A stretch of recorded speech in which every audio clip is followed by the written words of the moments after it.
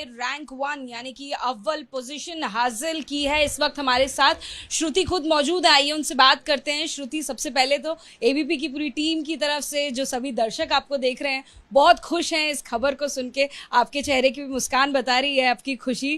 क्या कहेंगे, sink in कर पाए हैं इस फीलिंग को? थैंक यू आप सबकी तरफ से पर हाँ, अभी भी पूरी तरह से सिंक इन नहीं कर पाई है, पर इतने सारे लोगों को दिख रही हैं, फ़ोन आ रहे हैं, तो धीरे धीरे वो थोड़ा बिलीव कर पा रही हूँ, पर अभी भी पूरी तरह से नहीं सिंक इन हो पाया है।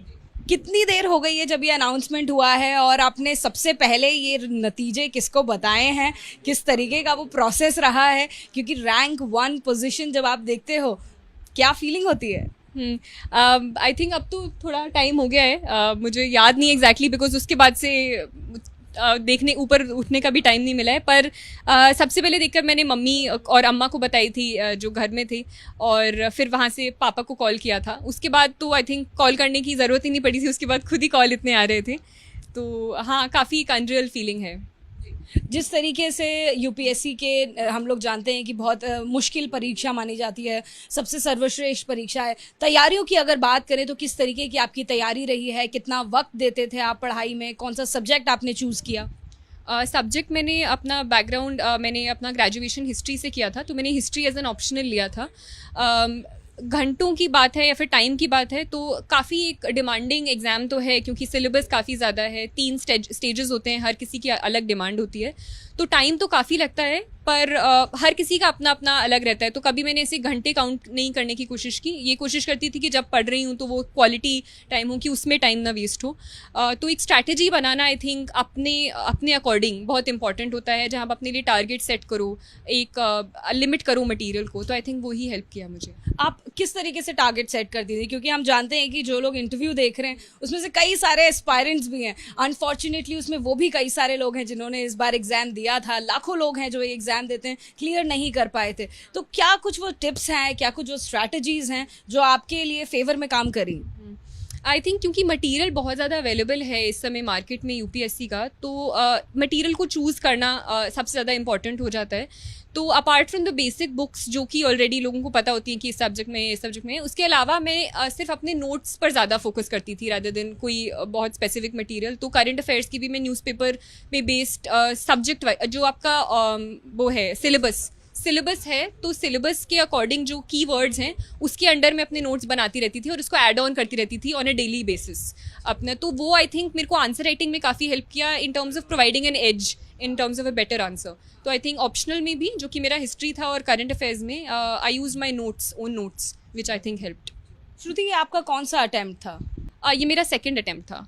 पहले अटेम्प्ट में आप कहाँ तक पहुंचे थे और वो कौन सी गलतियां थी इस बार आपने गौर किया और इस बार वो गलतियां दोबारा नहीं होने दी?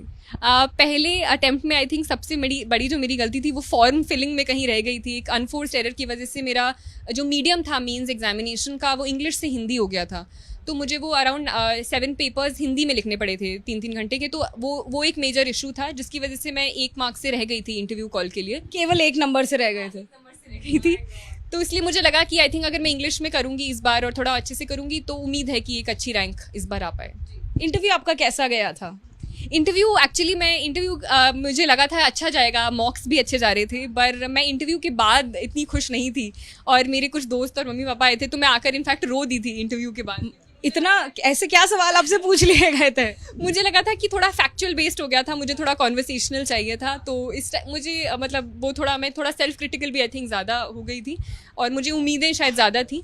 पर ये तो बाद में पता चलेगा कि कितने मार्क्स आए इंटरव्यू में, पर मैं इंटरव्यू के बाद थोड़ी मैं एप्रीहेंसिव थी कि शायद वो थोड़ा पुल डाउन। एक आध अगर सवाल आप बता दें हमें, क्या पूछे गए थे इंटरव्यू में?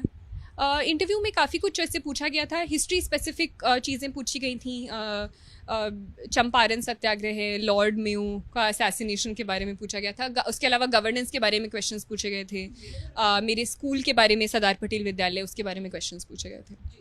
आपकी जो स्कूलिंग है वो भी दिल्ली में हुई है, आपका जो कॉलेज रहा है वो LSR रहा है, सेंट स्टीफेंस रहा है, यानी जितने भी टॉप कॉलेजेस हैं वहाँ से आपने पढ़ाई करी है। बचपन से हम ये माने कि आप A1 स्टूडेंट रहे हैं, हमेशा से स्कोर आपका 90+ रहा है? थैंकफुली आई मीन एक ऐसा इन्वायरमेंट हमेशा एक बहुत एक मेजर फैक्टर होता है आपका परफॉर्मेंस के लिए. तो आई थिंक शुरू से ही पेरेंट्स का वो, और मैं प्रिविलेज थी कि मैं दिल्ली में अच्छे स्कूल में गई, तो वो एक हेल्प किया एक अच्छे कॉलेज में घुसने में. तो वो एक कंटिन्यूस प्रोसेस होता है, तो हर चीज़ उसके अंदर एक मैटर करती है, ना कि सिर्फ मेरिट. तो यानी परिवार का भी एक बहुत बड़ा रोल होता है. जिस तरीके से अपब्रिंगिंग के साथ साथ जिस तरीके से पढ़ाई को टाइम दिया जाता है बचपन से, किस तरीके का आपका घर का एनवायरनमेंट रहा है, कैसे पढ़ाई को टाइम देते थे, माँ बाप कितनी मदद करते थे, क्या वो कभी स्ट्रिक्ट रहते थे कि श्रुति अब आपको पढ़ाई करनी है, ऐसा कभी हुआ? मम्मी तो शुरू से काफ़ी स्ट्रिक्ट रहती थी, तो वो आई थिंक एक मेजर फैक्टर रहा था. हमारे को थोड़ा शुरू में टाइम भी फिक्स्ड होता था कि आधे घंटे से ज़्यादा नहीं देखना है टीवी और ये है वो. तो शुरू से वो एक एनवायरनमेंट रहा है जिसने थोड़ा शेप किया वो एक पढ़ने के एनवायरनमेंट को. अब यूपीएससी की तैयारी जब आपकी करीबन 2 साल से हम मान सकते हैं कि आपने 2 अटेम्प्ट्स अभी दिए हैं, तो 2 साल से आप करीबन यूपीएससी की तैयारी करें, तो इस दौरान अपने आप को क्या सोशल मीडिया से दूर रखते हैं या फिर सोशल मीडिया के लिए भी जगह बनाते हैं, बाहर घूमने फिरने के लिए भी जगह बनाते हैं, क्या टाइम ऐसे बैलेंस हो पाता है? हाँ, आई थिंक ये पर्सन टू पर्सन डिपेंड करता है.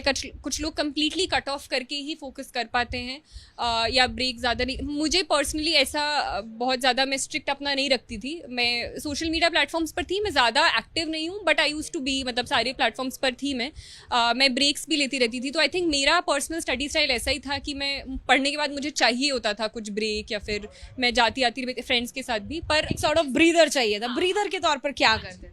ब्रीदर के तौर पर मैं मुझे पोएम्स पढ़ना पसंद है, मुझे मुझे मूवीज़ देखना पसंद है, तो ये मैं करती हूँ. बाकी मुझे वॉक्स लेना बहुत पसंद है, तो जब भी मेरा मन करता था मैं वॉक लेने चली जाती थी. हाल ही में कौन सी पिक्चर आपने देखी हो जो याद हो आपको?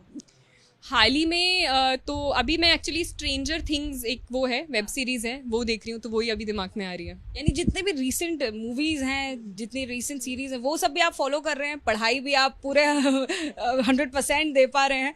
जो एस्पायरेंट्स आपको देख रहे हैं वो कंफ्यूज हो गए होंगे, तैयारी कैसे करें कि हम टॉपर से सीखें और क्लियर भी कर लें. नहीं, ये वाली जो चीज़ें मैं देख रही हूँ वो इसलिए देख पा रही हूँ क्योंकि अभी इंटरव्यू खत्म हुआ था और थोड़ा एक ब्रीदर था. अगर आप कंटिन्यूस लेवल पर अब सीरीज़ को फॉलो करोगे तो ऑब्वियसली आप सीरियसली नहीं पढ़ पाओगे. तो प्री के पहले, मेन से पहले वो कम्प्लीटली वो कट ऑफ होता था, आपके पास टाइम भी नहीं होता ये सारी चीज़ें देखने का. ये मैं अभी इसलिए बोल रही हूँ क्योंकि अभी इंटरव्यू खत्म हुआ है और वो सारी चीज़ें, इसलिए मैं इन सीरीज़ को फॉलो कर पा रही हूँ. अगर हम आपकी दिनचर्या की बात कर लें, आपके एक टाइम टेबल की बात कर लें, तो उस बारे में क्या कुछ बता सकते हैं? क्या जल्दी उठना होता है? क्या सुबह से पढ़ाई आप स्टार्ट करते हैं? किस तरीके से आप अपना टाइम जो है उसको बांटते हैं? कौन से सब्जेक्ट को कितना टाइम दे पाते हैं? अभी आई थिंक मेरा थोड़ा चेंज हो गया है, पर यूजुअली आई थिंक मैं थोड़ा मॉर्निंग में अच्छे से पढ़ पाती हूँ, तो आई यूज़ टू गेट अप थोड़ा जल्दी और फिर रात को. पर कई बार वो चेंज भी हो जाता है, तो इतना ज़्यादा फोर्स नहीं करना चाहिए कि नहीं 4 बजे उठ के ही पढ़ना है. कुछ लोग रात को ही अच्छा पढ़ते हैं, पर एक ये है कि एक फिक्स्ड टाइम टेबल कुछ आपको बना लेना चाहिए कि अच्छा इस समय लाइब्रेरी जाएंगे, इस समय फिर ये करें. तो आई थिंक वो थोड़ा हेल्प करता है. बहुत ही हैफिजार्ड होता है तो नहीं हेल्प करता, जो भी आपका पर्सनली हेल्प करे. हॉबी के तौर पे क्या कुछ फॉलो करते हैं? क्या पेंटिंग, सिंगिंग, मूवीज देखना, फ्रेंड्स के साथ जाना, क्या हॉबीज आप परस्यू करते हैं? हाँ, तो वही रीडिंग और मूवीज़ देखना, बाहर जाना, फ्रेंड्स, वही नॉर्मल वाली चीज़ें. अब आप क्या करने वाले हैं जब इतनी बड़ी पोजीशन आपको मिल गई है? हाँ, मुझे अब बस ये थोड़ा काफ़ी रिलीफ है, तो वही आई थिंक कहीं घूमने जाने का I would like to prefer. कहीं फैमिली के साथ जाएंगे? फैमिली के साथ या अकेले या फ्रेंड्स के साथ. पापा अभी आपके घर पे नहीं है, आपने ये जानकारी उनको फ़ोन पर दी, तो फ़ोन पर क्या रिएक्शन था उनका? फ़ोन पर वो काफ़ी इमोशनल हो गए थे, खुश थे, बहुत ज़्यादा खुशी से. तो आई थिंक अब वो आ भी रहे हैं, रास्ते में हैं, तो हाँ काफ़ी खुश थे. हाँ जी. पेंटिंग तो नहीं है, ये किसी ने मुझे गिफ्ट किया था और ये मेरी बचपन की फ़ोटो है. तो देखिए, हमने बात करी श्रुति शर्मा से, जो कि यूपीएससी 2021 की रैंक होल्डर हैं. फर्स्ट रैंक उनको हासिल हुई है. सभी सब्जेक्ट्स को बैलेंस करना, यानी कि कोई किसी तरीके से जो तैयारियां हैं उसमें कोई खामी ना रहे, इसलिए सभी सब्जेक्ट्स को पूरी तरीके से बैलेंस करती रही हैं. अपनी हॉबी को भी फॉलो करती रही हैं और फिलहाल इस फीलिंग को सिंक कर रही हैं. अपने पेरेंट्स को बता दिया है और पेरेंट्स उनके भावुक हैं और इस पल को फिलहाल एंजॉय कर रहे हैं. कैमरा पर्सन मनोज त्रिपाठी के साथ अजातिका सिंह, एबीपी न्यूज़, दिल्ली.